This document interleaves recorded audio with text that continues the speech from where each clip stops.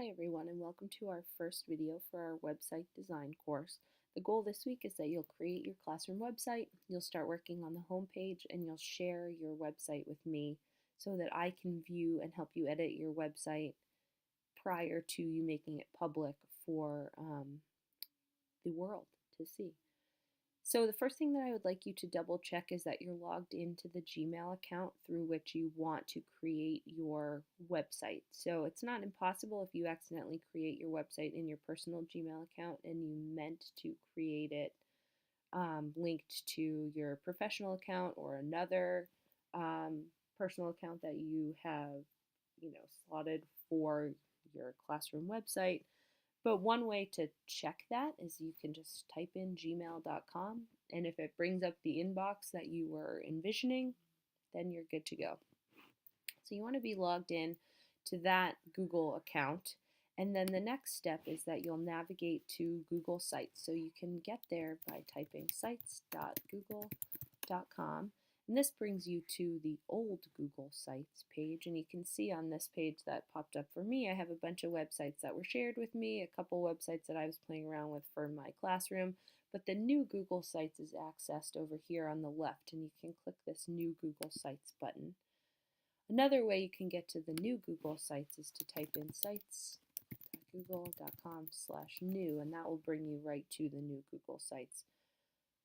So the advantage of the new Google Sites is that it's much more streamlined, much more intuitive. It makes your site so much more visually appealing, easier to edit, and your viewers can see your website on phones, tablets, and computers. So there's a lot of advantages to using the new Google Sites. This is the first time I'm teaching this course using the new Google Sites, so I'm going to be building a website right along with you in these videos.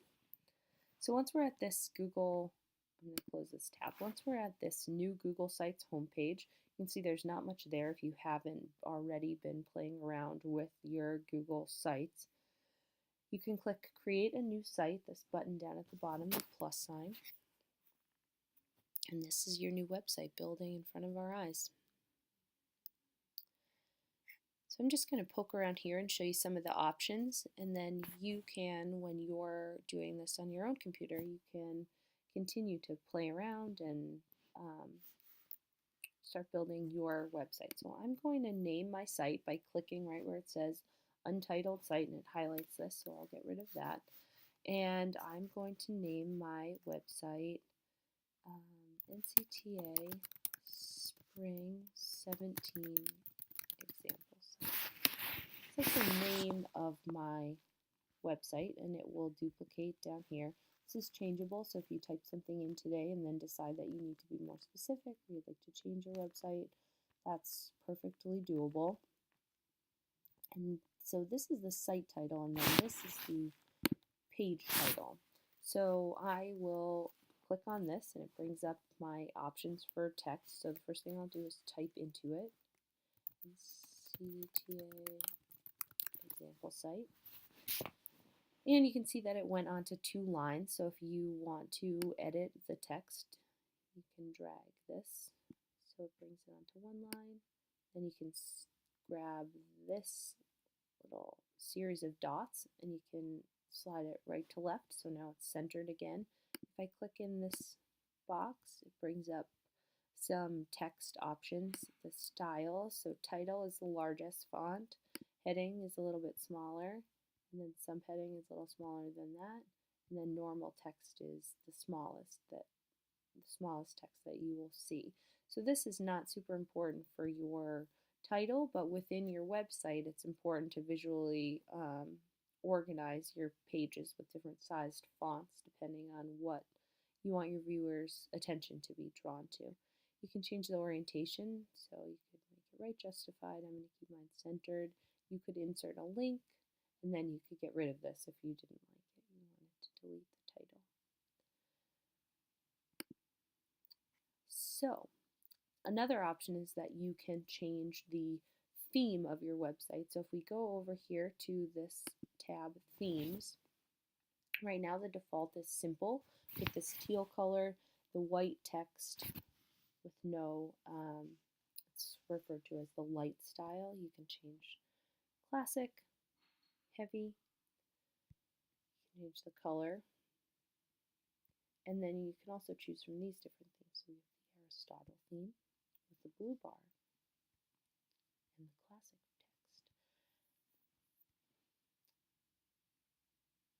or level, etc. So I'm going to click back to simple.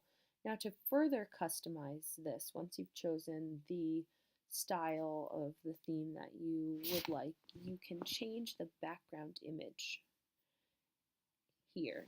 And there's a few options. So I can upload a photo from my computer. So that would be if you've downloaded a photo or you have, your iPhoto library. Or if we click select image, Google brings up a bunch of different options here. So this is a gallery of images that are suggested for this banner within your website. So you could use one of these, and this looks really nice. Or if we go to select an image, you could grab a link from another website and you could put it in and it would lead you to an image that you could use for your background. You can search within Google. So for example, one of my favorite artists is named Matisse. So you can scroll through, check out all of the results, Google image results, when you search for a certain artist or theme. You can click one of these images. It will make that the background of your site. Reset and go back to the beginning. Or you can, if you have Google photo albums, I have a couple photo albums from my students' artwork. Or you can go through your Google Drive. So if you have a lot of images already saved on your Google Drive, you can select it from there. So I'm going to go back to this nice preloaded background. So I've already used the change image button, I've used the reset button. The last button that's over here is the header type.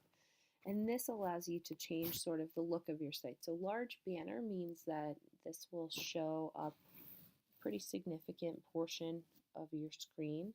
Banner is a more modest size, and then title only gets rid of the background image and it's just the title of this page. So it's up to you if you want to choose the larger, small, medium, or large. So the next thing that we're going to discuss is what goes down in the body of your website. And to do that, we were on themes here. We're going to go over to insert. We're going to insert some text boxes and or images down here depending on what you're envisioning for the home page of your site to be. A lot of people like to write a welcome message to the viewers of their site, potentially explain what is available on their website or what will be available on your website and sort of their vision for how their website will be used. And lastly, a lot of people like to include their contact information on the first page